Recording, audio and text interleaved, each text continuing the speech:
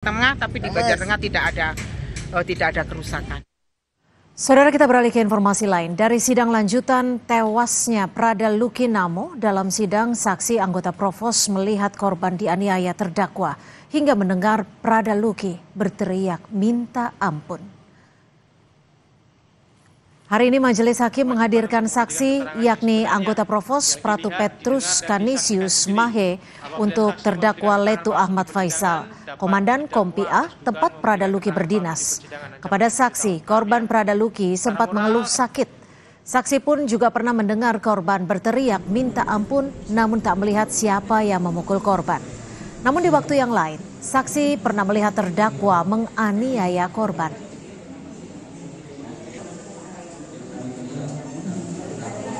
Kami mendengar suara teriak, hanya kami tidak melihat siapa yang pukul. Ya, teriak itu karena dipukul. Siap. Apa teriakannya? Izin bilang ampun. Ampun. Siap.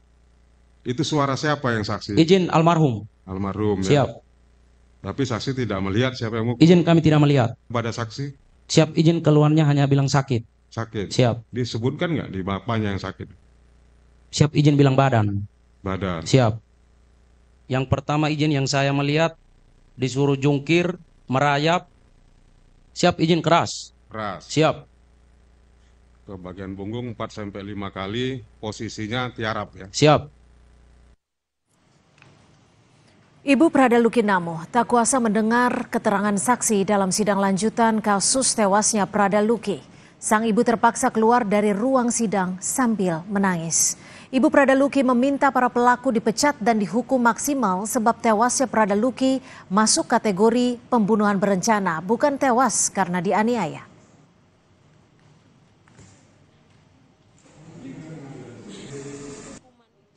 Hukuman yang seberat-beratnya. Karena ini bukan penganiayaan, tapi pembunuhan berencana.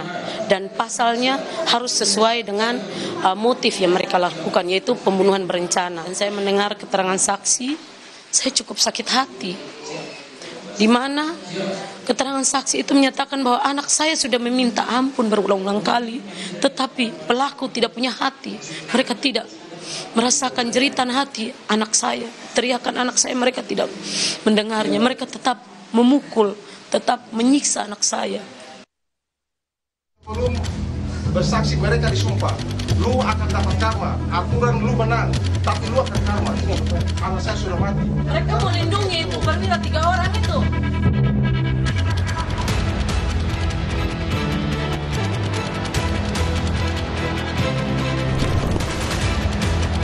Sidang lanjutan perkara penganiayaan yang mengakibatkan tewasnya Prada Luki Sepril Saputra Namo kembali digelar di Pengadilan Militer 315 Kupang, Nusa Tenggara Timur. Saksi menuturkan sempat mendengar Prada Luki dianiaya. Saksi juga bilang mendengar Prada Luki sempat meminta ampun pada pelaku penganiayaan. Hanya kami mendengar. Siap. Apa yang saudara saksi dengar? Izin yang kami mendengar cambuk. Cambuk. Siap. Tapi tidak melihat siapa yang Izin mencambuk. kami tidak melihat siapa yang mencambuk. Tapi mencambuk mendengar. Izin kami mendengar. Mendengar orang suara merintih. Siap. Suara siapa itu saksi? Izin kami mendengar suara almarhum minta ampun. Minta ampun. Siap. Pakai apa cambuknya setahu saudara saksi? Mohon izin yang kami dengar pakai selang. Pakai selang. Siap. Beda suaranya. Izin beda. Beberapa kali. Izin banyak. Kurang lebih banyak. Siap. Mengikuti persidangan dan mendengar keterangan saksi, keluarga menilai para pelaku penganiayaan yang berujung meninggalnya Prada Luki Sepril Saputra Namo patut dijerat pembunuhan berencana. Hukuman seberat-beratnya, hukuman seumur hidup, pelaku utama itu hukuman mati, pemecatan hukuman mati. Karena ini bukan penganiayaan. Mama tekankan bukan penganiayaan, tapi pembunuhan berencana yang mengakibatkan anak mama meninggal. Penganiayaan bukan, pembunuhan berencana. Mereka merencanakan sampai anak mama sudah kritis sekarat, mereka putus akses komunikasi semuanya. Itu namanya pembunuhan berencana. Hakim Pengadilan Militer 315 Kupang memberi kesempatan terdakwa menanggapi keterangan para saksi. Pada sidang 29 Oktober lalu, terdakwa membantah beberapa keterangan saksi. Almarhum Prada Luki, kami cambuk hanya 1 kali, Yang Mulia. Oke. Terdakwa 11 membantah bahwa dia hanya mencambuk almarhum 1 kali, tidak berulang kali. Tadi kan saksi menyampaikan berulang kali ya kalau nggak salah. Siap izin. Atas bantahan terdakwa, saksi tetap pada keterangannya atau membenarkan bantahan terdakwa? Siap izin tetap. Tetap pada keterangannya. Sidang kasus Prada Luki akan dilanjutkan besok 4 November 2025 dengan agenda pemeriksaan saksi untuk terdakwa Sertu Thomas. Tim Liputan, Kompas TV.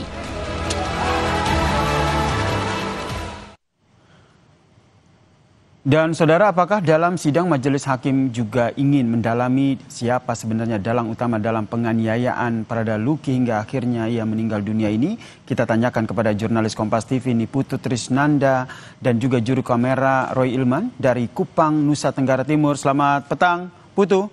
Putu, dalam sidang lanjutan penganiayaan Prada Luki, apakah majelis hakim ini tentu saja kita lihat tadi masih memeriksa para saksi. Pertanyaannya, apakah selama sidang majelis hakim ini juga ingin mendalami siapa dalang utama dari penganiayaan Prada Luki?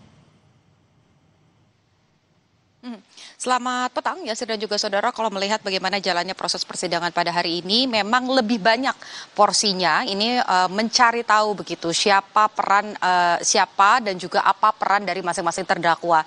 Di mana tadi juga bukan hanya oleh auditor militer saja, begitu ya, yang kemudian memberikan pertanyaan kepada saksi, tapi majelis hakim ini juga mencoba menggali hal tersebut, begitu ya. Lebih banyak auditor militer yang kemudian menanyakan kepada saksi apa saja yang dilihat, siapa yang melakukan tindak kekerasan, kemudian siapa saja yang ada di ruangan di mana aksi kekerasan yang kemudian berujung pada kematian Prada Luki Namo ini terjadi, itu siapa saja yang ada di sana, ada upaya atau tidak untuk menghentikan kekerasan yang terjadi pada Prada Luki Namo. Ini adalah hal-hal yang coba digali oleh auditor militer dan juga majelis hakim. Tentu saja kalau pertanyaan Anda adalah apakah kemudian dalangnya dicari tahu? Tentu, karena dari peran-peran tersebut tentu saja nanti majelis hakim bisa menyimpulkan sendiri dengan keyakinannya, begitu ya, untuk memilah mana yang pantas mendapatkan hukuman yang paling berat. Karena kalau sampai dengan saat ini melihat bagaimana dakwaan dari auditor militer di awal di sidang perdana kemarin, memang untuk ada 3 pemberkasan yang terjadi, begitu ya, Yasir dan juga saudara. Untuk pertama yaitu sidang yang digelar setiap hari Senin atas nama terdakwa Ahmad Faisal. Ini memang pasal berlapis, tapi hanya 131 dan juga 132 terkait dengan kelalaian, di mana maksimal hukumannya ini bisa mencapai 9 tahun. Melihat bagaimana peran dari Letu Ahmad Faisal sebagai komandan kompi di mana Prada Luki begitu ya berdinas, ini ada tidak niat ataupun juga upaya untuk menghentikan kekerasan yang terjadi. Karena kalau tidak ada upaya tersebut, maka unsur kelalaian ini akan terpenuhi begitu. Berbeda dengan 2 pemberkasan lain, ya ini 17 terdakwa dan juga 4 terdakwa, di mana kalau 2 berkas yang lain begitu ya untuk 17 dan juga 4 terdakwa ini ada tambahannya begitu, selain 131 dan juga 132, tapi juga ada pasal atau jungto begitu ya dengan KUHP terkait dengan melakukan secara bersama-sama begitu tindak kekerasan yang kemudian berujung pada kematian begitu. Jadi kalau kita lihat tentu saja ini nantinya bisa jadi ada hal ataupun juga ada keputusan yang berbeda antara masing-masing pemberkasan ataupun juga masing-masing peran yang dilakukan oleh para terdakwa begitu. Dan bukan hanya Ahmad Faisal saja, tapi besok ini juga ada sidang untuk 17 terdakwa dan juga 4 terdakwa. Dan berikut pernyataan dari Humas Pengadilan Militer 315 Kupang. Sapris Awi dan kawan-kawan 16 orang. Sidang lanjutan akan dilaksanakan pada hari Selasa tanggal 4 November tahun 2025 dengan agenda pemeriksaan saksi. Kami sampaikan sekali lagi bahwa sidang bersifat terbuka untuk umum. Jadi saudara, kita tinggal menunggu bagaimana jalannya proses persidangan, tapi satu hal yang pasti, keadilan untuk Prada Luki ini yang diharapkan dengan sangat oleh pihak keluarga. Yasir, kembali ke Anda. Baik, terima kasih jurnalis Kompas TV Niputu Trisnanda atas informasinya dari jalannya sidang Prada Luki di Kupang, Nusa Tenggara Timur, saudara. Dan saudara, lebih lengkap soal jalannya sidang kasus tewasnya Prada Luki, kita berbincang dengan Ibu Prada Luki, yaitu Ibu Sepriana Paulina Mirpei yang telah bergabung bersama kami di Kompas Petang, dan juga ada pakar hukum pidana dari Universitas Trisakti, Pak Abdul Fikar Fajar. Selamat petang semuanya. Selamat petang, Bu Sepriana. Selamat petang. Ya, selamat petang, Mas. Saya ke Bu Sepriana dulu yang setiap kali persidangan Anda hadir untuk memantau bagaimana keterangan dari para saksi dan juga terdakwa. Ibu, dari keterangan para saksi hari ini, apa yang bisa Ibu sampaikan? Pada persidangan hari ini ada saksi tambahan yaitu satu orang provos dan saya sebagai ibu kandung, saya melihat keterangan-keterangan yang disampaikan oleh saksi pada hari ini cukup blunder bagi saya. Saya tidak tahu apa yang dia tutupi karena kebanyakan dia mengatakan tidak tahu. Sedangkan bagi saya seorang provos itu tugasnya menjaga keamanan. Tapi dari keterangan yang dia sampaikan di saat anak saya dikasih masuk dalam ruangan terus disiksa, malahan dianya keluar dan tidur. Itu yang saya sangat kecewa dari keterangan saksi tambahan tadi. Jadi menurut Anda provos yang harusnya bisa mengelerai kejadian saat itu malah berdiam diri tidak melakukan tindakan apa-apa ya, Bu? Ya. Tadi yang saya lihat seperti itu, Mas. Kemudian tadi di sidang Ibu sempat menangis begitu. Apa yang membuat Ibu akhirnya bersedih sehingga akhirnya menangis dalam persidangan tadi? Saya kan 3 hari sebelumnya itu sebagai saksi. Saya tidak bisa masuk ke dalam ruangan persidangan karena memang saya status sebagai saksi. Tadi saya karena tidak bersaksi lagi, saya boleh masuk ke ruang sidang. Tapi saya tidak sanggup mendengar keterangan dari saksi. Karena tadi dari keterangan saksi menyatakan bahwa anak saya sudah berteriak minta ampun, tapi tetap disiksa dan dipukul terus. Itu yang saya tidak sanggup dan tega mendengarnya. Hati seorang ibu pasti akan menjerit mendengar seperti itu. Baik, tidak bermaksud untuk kembali mengorek luka yang dialami oleh Prada Luki dan yang Ibu saksikan begitu ya. Namun dari keterangan yang disampaikan akhirnya Ibu sendiri menuntut bahwa para terdakwa ini baiknya dijerat pasal pembunuhan berencana. Kenapa demikian? Ya, karena saya lihat ini bukan penganiayaan lagi. Ini sudah mengarah kepada pasal pembunuhan berencana. Dilihat dari BAP dan keterangan-keterangan baik terdakwa, saksi, utarakan semua, mereka betul-betul merencanakan. Sampai akses komunikasi saja, mereka putus hubungan betul-betul dengan anak saya, sampai anak saya hampir meninggal, tidak ada komunikasi sama sekali. Saya berinisiatif sendiri pergi ke Nagekeo. Karena namanya perasaan seorang ibu, saya merasa anak saya sudah tidak baik-baik lagi. Baik, di sini juga telah bergabung bersama kami pakar hukum pidana Universitas Trisakti, Mas Abdul Fikar. Mas Abdul Fikar, dari apa yang diharapkan oleh ibu korban tadi, apakah mungkinkah para terdakwa ini dijerat pasal pembunuhan berencana? Ya, pertama yang harus dilihat adalah surat dakwaan, gitu ya. Ternyata kan surat dakwaannya tadi berdasarkan penjelasan ibu juga tidak memuat pasal-pasal yang mengarah pada pembunuhan, tapi lebih berat pada penganiayaan yang mengakibatkan kematian. Itu yang pasal itu yang dipakai, ya. Jadi lebih pada penganiayaannya. Nah, jadi dalam hukum acara pidana, ya, hakim itu atau peradilan itu hanya berpegang pada surat dakwaan, karena dasar penyelenggaraan peradilan pidana itu adalah surat dakwaan, ya, surat dakwaan. Nah, karena itu biasanya hakim tidak melewati itu, gitu ya, biasanya ya. Tapi sangat mungkin juga ya kalau hakim yang umpamanya berpegang pada rasa keadilan yang hidup di dalam masyarakat, ya dia kemudian juga mengarahkan. Tetapi agak sulit ya, karena apa? Karena nanti juga di tingkat banding umpamanya itu bisa dibatalkan. Ya, kalau sekarang dakwaannya penganiayaan, kemudian dijatuhkan putusan pembunuhan berencana gitu kan pasti banding itu terdakwanya. Nah, banding ketika maju ke pengadilan tinggi, nah pengadilan tinggi pasti akan membatalkan gitu karena hakim keluar dari surat dakwaan gitu. Nah, itu persoalan teknisnya seperti itu gitu. Oke, ya.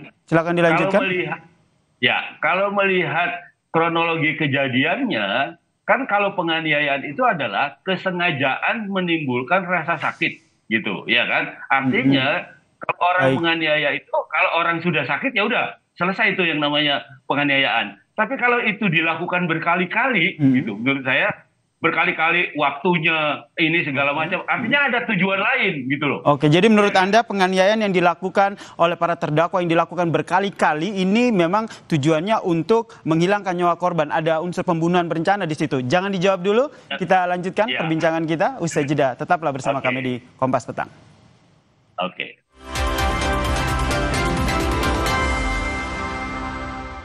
Kalau sugar dulu.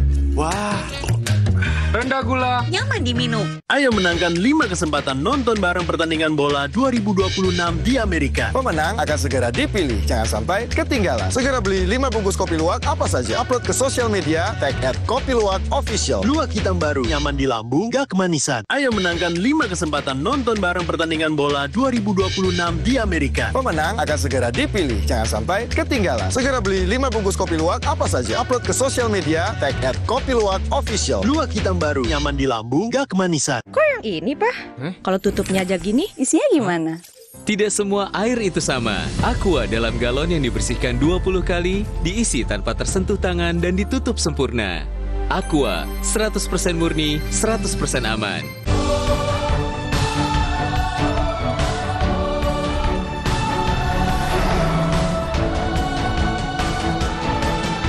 Grand destinations await.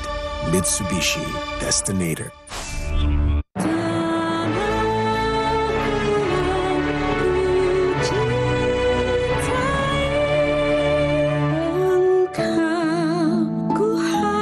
Bersama membangun tanah air dengan Mortar LM. Kita memasuki adu penalti. Di saat penting, kita perlu yang terbaik.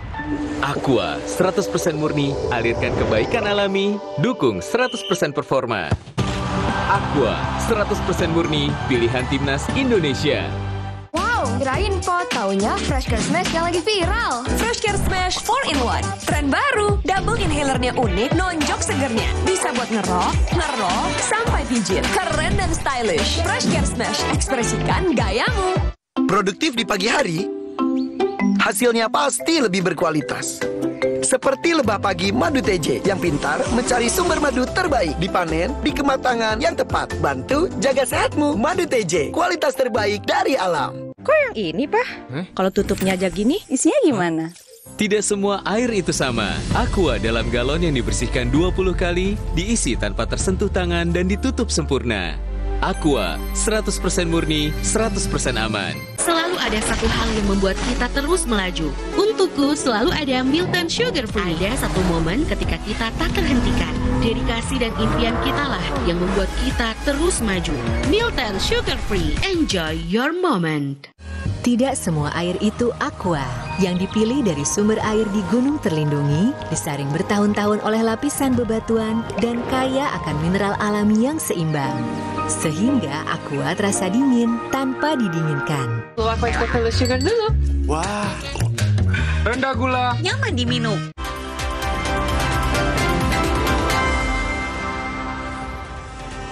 Saya langsung ke Pak Abdul Fikar. Pak Abdul Fikar, tadi Anda menyebut bahwa kalau seandainya penganiayaan berat yang dilakukan ini secara berulang-ulang dan akhirnya mengakibatkan kematian, sebenarnya ini bisa dijerat dengan pasal pembunuhan berencana begitu. Pertanyaannya, mungkinkah auditor ini akhirnya memasukkan pasal pembunuhan berencana dalam proses persidangan yang telah berlangsung? Sulitnya auditor itu sudah mendakwa hanya penganiayaan berat yang menimbulkan kematian, ya, dan persidangannya sudah sampai pada tahap pembuktian, yaitu pemeriksaan saksi.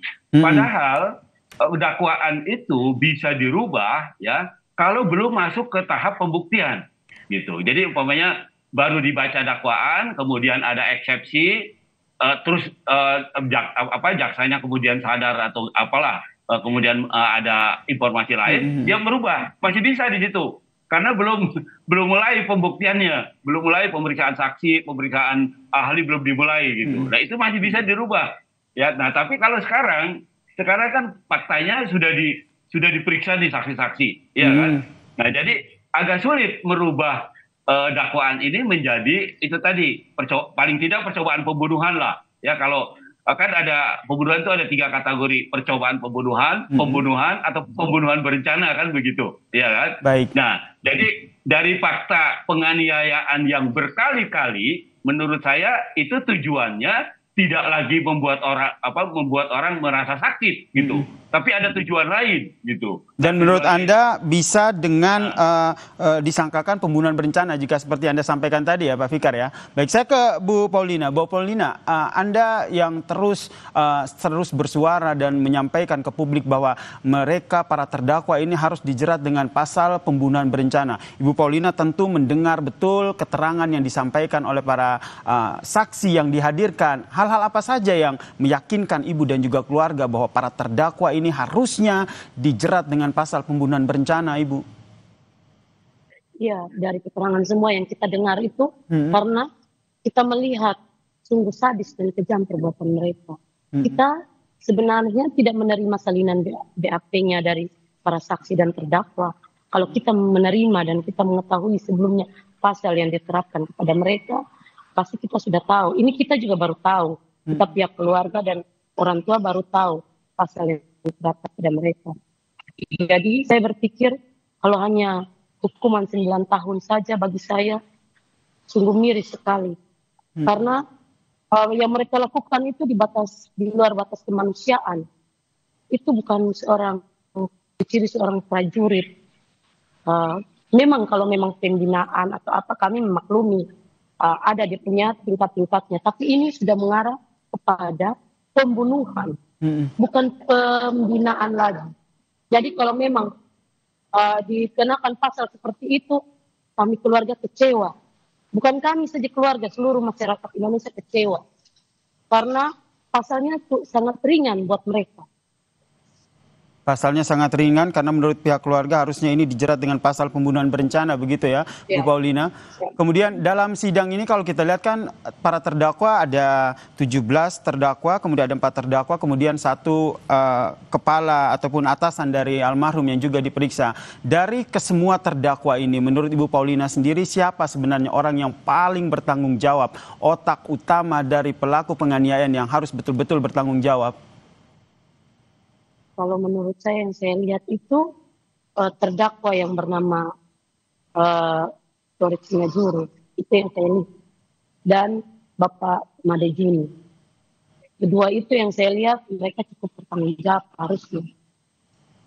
Dan juga Danti Luki. Danti Luki itu juga berperan penting. Tapi yang saya lihat di situ kebanyakan itu yang peran penting itu Bapak Torik Singajuru. Kemudian Ibu tentu bertemu langsung dengan para terdakwa saat persidangan tersebut gitu. Saya yakin Ibu Paulina punya rasa kecewa, punya amarah di situ. Tapi dari wajah para terdakwa ini, apakah mereka tampak menunjukkan rasa penyesalan? Mungkin ada yang ingin berupaya untuk menyampaikan permintaan maaf langsung kepada Ibu? Yang saya lihat para terdakwa tidak ada rasa penyesalan. Malahan yang saya lihat terdakwa Ahmad Faisal, Letnan 1 Ahmad Faisal, dia duduk sambil menggoyang-goyangkan kaki. Apakah seorang oknum perwira etikanya seperti itu di dalam ruang persidangan? Sedangkan di dalam ruang persidangan itu ada Bapak Hakim, ada Bapak Auditor, ada Bapak PH terdakwa, ada PH dari keluarga. Di mana etika sebagai seorang perwira? Anda duduk sambil menggoyangkan kaki dengan tidak punya rasa sedih, rasa bersalah. Anda seakan-akan merasa kelihatan sombong, angkuh di dalam ruang persidangan. Sedangkan Anda duduk di depan ini orang tua dari korban yang sudah mati atau meninggal karena dibunuh oleh kalian 22 orang. Saya lihat tidak ada penyesalan dari wajah mereka. Tidak ada sama sekali. Termaksud ada salah satu terdakwa yang sudah menyampaikan permintaan maaf begitu kepada pihak keluarga di persidangan. Ibu menerima permintaan maaf tersebut atau kami apa respon? Tidak akan menerima permintaan maaf dari terdakwa manapun. Kami tidak akan memaafkan. Terutama saya sebagai seorang ibu, saya tidak akan memaafkan. Sampai kapanpun saya tekankan, saya tidak akan memaafkan ke-22 pelaku pembunuhan anak saya. anak saya sudah meninggal. Anak saya sudah tidak bisa kembali lagi. Mereka enak masih menikmati memakai baju dinas. Sedangkan anak saya sudah tiada. Jadi saya tidak akan memaafkan. Sampai kapan saya tidak akan memaafkan.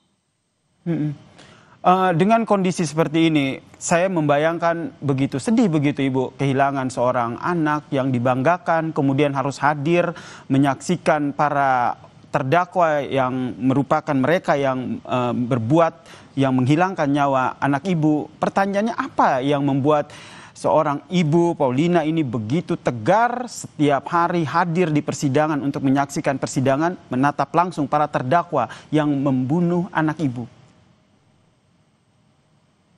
Saya waktu hadir di sidang pertama itu, saya kuatkan hati saya, dari rumah saya berdoa. Saya bilang, Tuhan, kuatkan dan mantapkan hati saya untuk hadir di persidangan. Karena saya bersaksi itu saya untuk menegakkan keadilan buat almarhum anak saya. Jadi saya hadir dan saya percaya Bapak Hakim yang mulia akan memutuskan keputusan yang betul, seadil-adilnya. Saya mengetuk hati nurani Bapak Auditor, Bapak Hakim semuanya, dengan kehadiran saya setiap kali persidangan. Saya ingin agar anak saya mendapatkan keadilan. Itu yang saya ingin. Baik, keadilan untuk almarhum Prada Luki ya. Ini yang dinantikan oleh pihak keluarga. Terima kasih Ibu Prada Luki, Sepriana Paulina Mirpei, dan juga pakar hukum pidana dari Universitas Trisakti, Pak Abdul Fikar Hajar, telah bergabung bersama kami di Kompas Petang. Salam sehat semuanya. Oke, terima kasih. Selamat petang. Dan saudara, usai jeda, Kompas Petang akan hadir dengan informasi